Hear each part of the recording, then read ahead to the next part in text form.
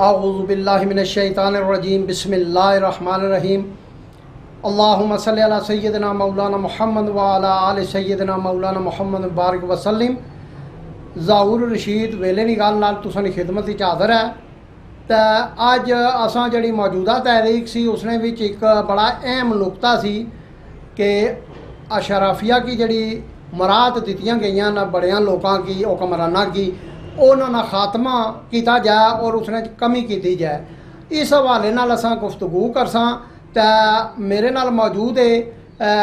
जिस तरह कि तुसां जानते हो कोई मतलब है कि आम हवाले नाल बंदे नहीं हैं ना कि आज़ाद कश्मीर च अपना तारफ रखने जनाब राजा इम्तियाज़ हुसैन साहब एडवोकेट सदर रहे न बार एसोसिएशन मीरपुर ने और सैकटरी जनरल रहे बार एसोसिएशन अपना सुप्रीम कोर्ट बार ने। तो ये मेरे नाल मौजूद है। तो असां गल इसने पर शुरू करसां राय साहब ये जड़ी अशराफिया नी मराहतियाँ इसने तू क्या मराद है और इसने नाल नाल ये थोड़ी जी रोशनी पास हो क्योंकि आम जड़ा बंदा आ उसकी भी ये पता लगा कि आम बंदा तो इसने जो बिल्कुल नावाकफ है उसकी तो ये पता ही नहीं भाई ये क्या मराहतियाँ का क्या कुछ सिस्टम चलना है। इसने विच जनाब जड़ा साड़ा मैंबर असैम्बली है ना वो भी पेंशन किन्ना पिया हालांकि वो उसकी असम मुंतखब करी दा भेजने वो कोई सरकारी मुलाजम नहीं जो पेंशन उसकी दी जाए। सरकारी मुलाजम तो बेचारे तड़फने बैंकों ने बाहर लैने च खलते होने डाकखाने ने बाहर तको तो उन्होंने वो बेचारे कई मरी गए बुढ़े दौरा पी गया जी दिला ना तो बुढ़ा मरी गया जी क्या पेंशन ने इंतजार ही बाहर खलते सी। तो ये लोग जड़े न साढ़े मैंबरान असैम्बली हो गए साढ़े वजीर आजम हो गए सदर हो गए इन्हां दियां पेंशनां ते इन्हां दियां मराहत ये किहड़े खाते जियां तो क्या दुनिया ने कुछ होर मुल्कां च भी मौजब मुल्कां च इस किस्म के मामलात थे जेह्ड़े इत्थै लल्लेशाही मची है। इसने पर तुस क्या आखने हो? बिस्मिल्लाहिर्रहमानिर्रहीम। अज इंतहाई अहम मौजू पर वेले ने गल शुरू हुई है। जड़ा अशराफिया ना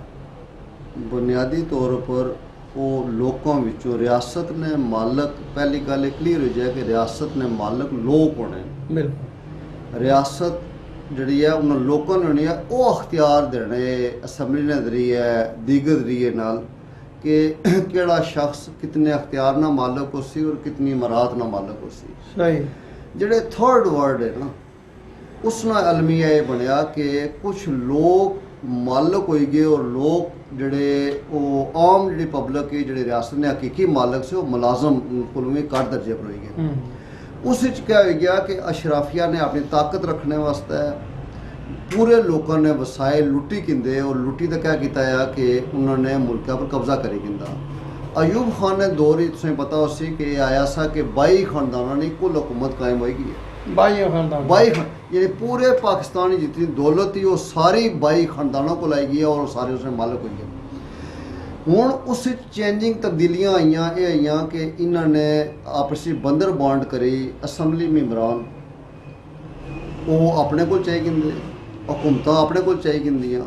सैकटरीज की जाने उन्हें कम कि नशा सैकटरी की दे छोड़िया अदालतों की दे छोड़िया। मैं गल आसां कि 11 मई ने 2024 जी आज़ाद कश्मीर तहरीक सी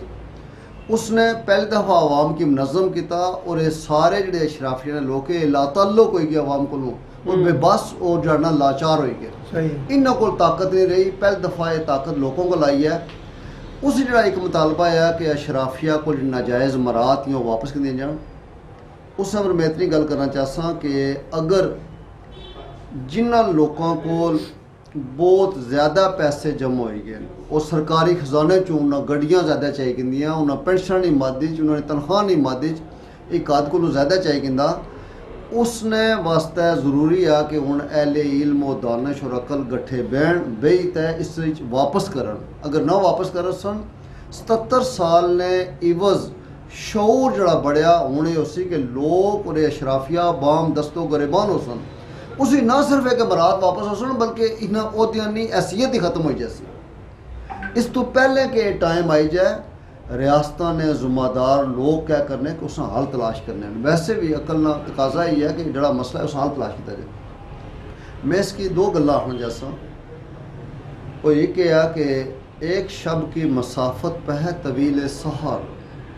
एक शब की मुसाफत पे है तवील सहर। बस एक शब उसे जूं तू गुजारना होगा। सही। लोगों ने जड़ना हूँ करीब मंजिल ही हूँ ज़्यादा दूर नहीं है, जी 77 साल की मंजिल सी हूँ शायद 10-15 साल की दूरी पर। लेकिन क्या ये तुम समझने हो कि ये अकल शऊर इन्होंने लोगों में जड़ी ये साड़ी बैठे न पर इकतदार ये कोई थोड़ा बहुता आया या आई जासी, क्योंकि ये जड़ी नवी हुकूमत बनी सी इसने विच पहले तो मराहत है सन, इसने मजीद इजाफा किया गया। जो साढ़े वजीर दाखिला साहब है इन्होंने पटीशन जी है वो फाइल की है, इन्हें उत्थे अपना दी है दरखास्त भाई इसने पर कानून साजी की जाए तो मजीद बढ़ाया जाए इस मामले की। और एक है इसने पिछा भी कोई क्या मुहर्रकात सन ये बढ़ाने विच वो शायद वाली गल है कि मखलूत हुकूमत सी तो उन्होंने लोगों की अपने नाल जोड़ने मारे इन्हें किया या इस तरह नहीं तो इस पासे जा ही सकने ने। कोई जड़ी तुसां गल की है कि ये सोच इन्हां च आई सकनी है, आई जाए तो बड़ी चंगी है। मैं गल आखना मैं ये सोच ना अशना नामुमकिन है उस वजह कि ये जिहड़ा तबका है सारा ये फील करना पिया कि लुटने ने जड़ा भी असें जरिया मिलना पिया असां लुटी किना होई सकदा असां दफा असैम्बली मैंबर ना मुड़ती हो सकां अज जड़ा असां हासिल कर सकने वो करी किना। लेकिन इसकी समझ आया कि एले अकल व दानश जड़े भी कोई मुल्क चलाने वाले जुम्मेदार हल्के उन्हें समझना चाहिए ना कि मुल्क किसा चलाया जाए इसमें। इस सादा जब मैं एक बिल्कुल फार्मूला देना होया उस फार्मूले की अगर समझा जाए तो असां तरक्की करी सकने हैं। वो यह कि इंटरनेशनल एक रैंकिंग होनी है केड़ा अदारा केड़ी जगह खड़ा है और ये रैंकिंग भी और उसकी मरात केड़ी जगह इंटरनेशनल रैंकिंग ने अंदर जिस जगह जड़े अदारे ने रैंकिंग नंबर आ मरात भी उस नंबर पर होनी चाहिए। मसलन रैंकिंग जाया जी कि साड़ी जी अदलिया ही है ये 136वें नंबर पर ही माशाअल्लाह, यानी असां बदतरीन अदलिया ही है साढ़े मुल्क ने अंदर जड़ा इंसाफ 136 नंबर पर जड़ना वो बदतरीन अदलिया ही है जेडे अदल नहीं फराम करी रहे खाली फैसले करी रहे। हुण मरात कितनी होनी चाहिए नहीं इंसाफ ना तकाजा है कि जड़ा भी जज है उसकी मरात 136 नंबर वाले पर होनी चाहिए है। और मरात ने एतबारा 10 विचों दुनिया ने जेडे 10 बेस्ट मुल्क जड़े अदल फराम करी रहे जिन्होंने बेहतरीन अदलिया है उस साढ़े अदलिया नी मरात 6वें नंबर पर होना है चाहिए ना कि जी मरात वो भी 136 नंबर पर। लाइक वाइज जी साड़ी हुकूमत साड़ी ब्यूरोक्रेसी है साड़ी दीगर चीज़ां उन्होंने मरात भी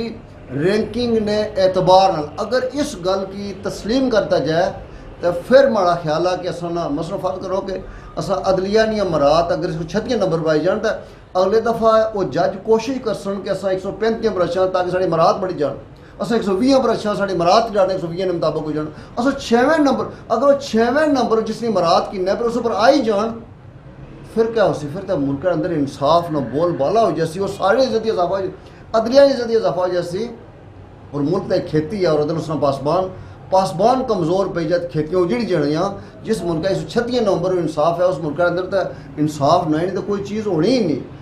मैं आशा कि लाइक वाइज इस तरफ जाऊँ इस फार्मूले की अपनाई कि ना कि रैंकिंग की जड़ा अदारा जिस जगह खड़ा है मरात भी उसने उस जगह और पब्लिक अगर ये मुतालबा करे तो माड़ा ख्याल जाना बड़ा तुसां ना एक जेन्युइन गल की है और बड़ी अच्छी गल की है। तो ये जेडे साढ़े जजिज हजरात है अदलिया है माशाअल्लाह ये हाले दानिश भी जछने ना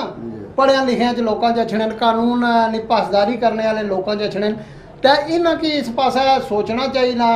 और इन्हें की चाहिए कि जड़े दुए अदारे है ना हुकूमती अदारे ने इंतजामी अदारे ने उन्होंने वास्ते भी ये मिसाल बनन कि जेडे साढ़े जस्टिस हजरात है चीफ जस्टिस हजरात है फौरी तौर पर जड़ियाँ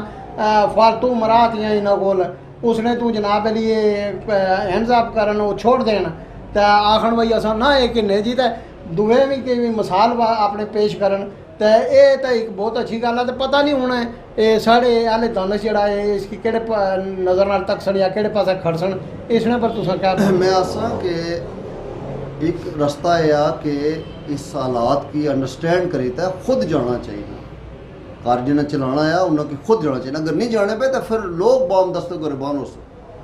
फिर तो यह उसी कि जो लोग गलां फुल्लां ने हार बने कल वो गरेबान ही हथ पाई तो वो सारी जी इज्जत जाओ और मनसब आ उसकी वापस जाएगी इंसान। इस तो पहले के हालात अच्छा मैं आसा कि इस पर खुशाइन गल सी कि जी मैं रिट दायर की उसी बिजली बिलों पर उसी चीफ जस्टिस आज़ाद जम्मू कश्मीर अदालत ला लिया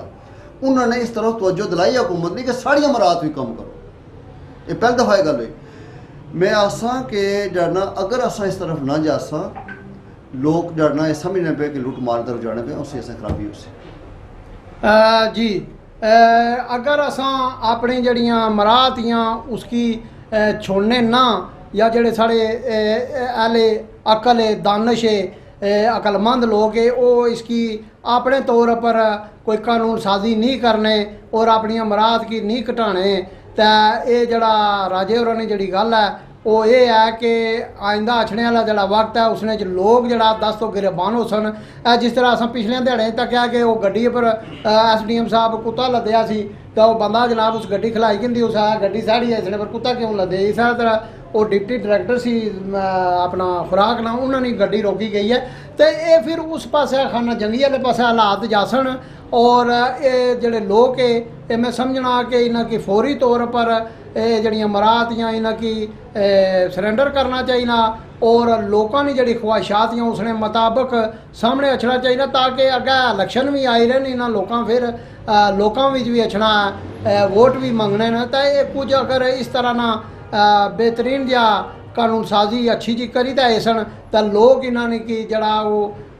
मतलब है कि मन ख्याल अखियां पर चासन तो जे इस तरह ना कर सन तो लोग जड़ा वो तुसां ली गल है कि फसाद हो सी 10 तो गिरबान हो सन तो एक दूए नहीं फिर वो आने होने कि खे ही पटसन तो इसने नाल ही ज़हूर रशीद की दियो वेले निकाल तो इजाज़त अल्लाह सोने ने वाला है।